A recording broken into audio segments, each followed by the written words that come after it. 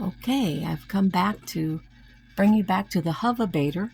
This is the Hovabator 1602N model, and it comes with the automatic turner in the bottom, which is those flat black pieces that just roll back and forth slowly all day long. I keep my notes for my temps here for turkeys and chickens. I've done ducks, but I don't think that's duck right there. It was just something else. You see these two little red, well, there's two of them. Trust me, I know what I'm talking about, even if I don't know what I'm doing. These two red caps sit here, and they're very important. You can see in there that my relative humidity right now is 61%, and I'm at 100 and something degrees. You can see the thermometer right in there. Now, I'd like to stay the temperature, but I'd like to lower the relative humidity a little bit. Rather than make it dry out by opening it and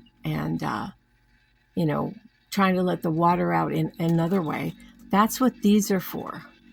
If I was above 75% or 70 to 75%, I would take both of them off. But I want to stay above 55% relative humidity and humility. So I don't want to take it down too fast. When you lift one of these off, set it somewhere where you won't lose it. They're easy to lose. And then watch, and about in every hour or so, you'll see it come down a little bit. So it doesn't like dump the RH down fast. You have to have both of them off to dump it down pretty fast. So one of them is a really good regulator that just gives you some breaks.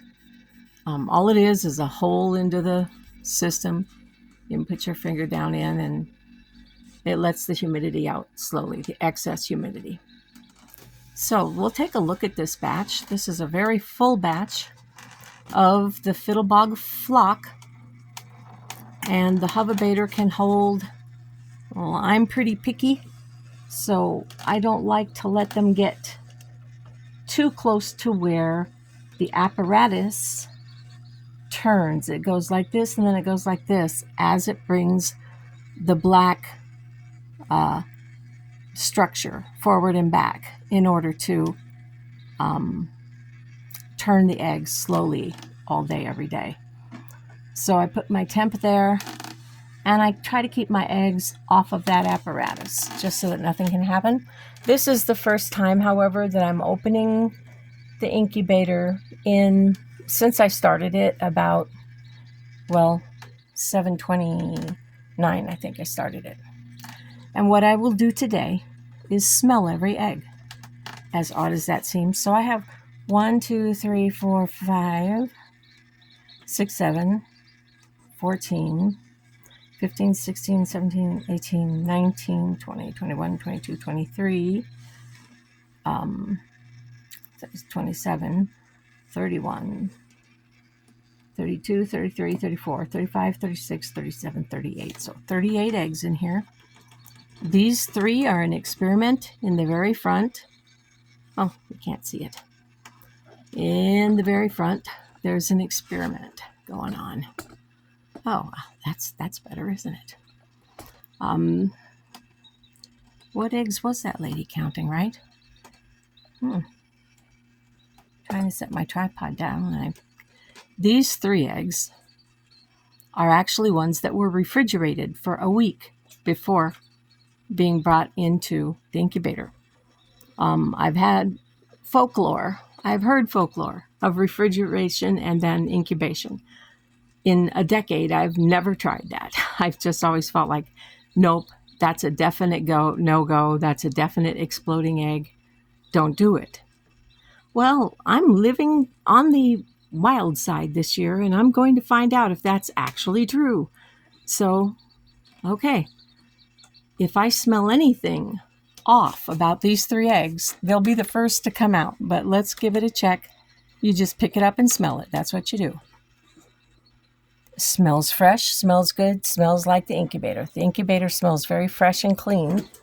I clean it with hydrogen peroxide between uses.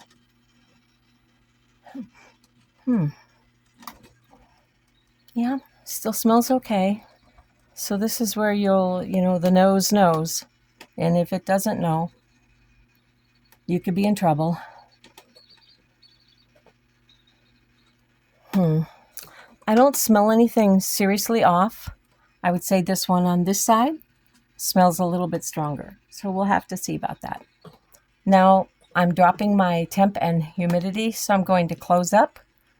But I'm going to take just a whiff of everything real quick. And then tonight I'll come back and candle at least one side. And tomorrow night the next side. It's a little early for candling, but I like to start early when they're brown. It's harder to see them when they've got a brown shell. So that's using the Hovabator.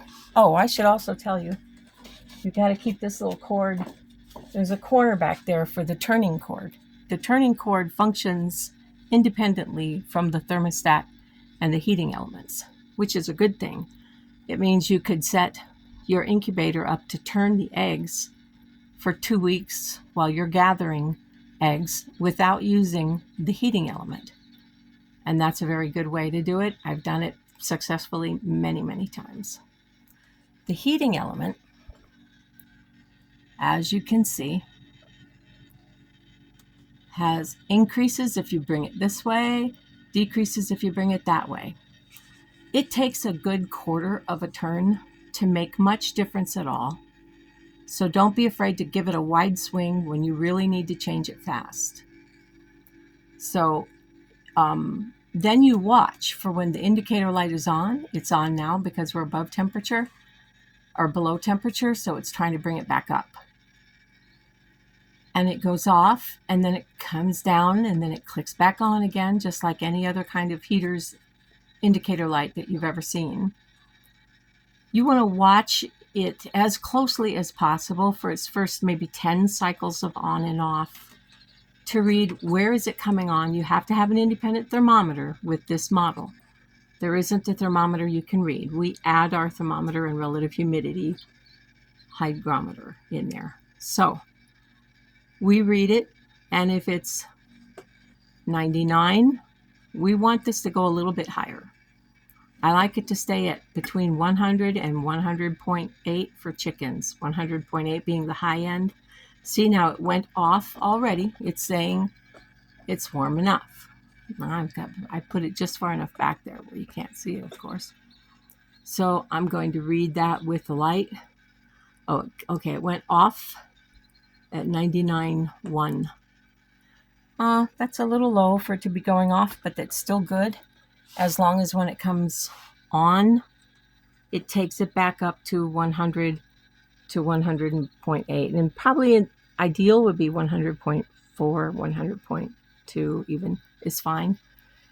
And the thing to know about the temperature is that if your main incubation over the entire 21 days tends to run cooler at 99 to 99.8, or even 100, your eggs are going to hatch out a day later.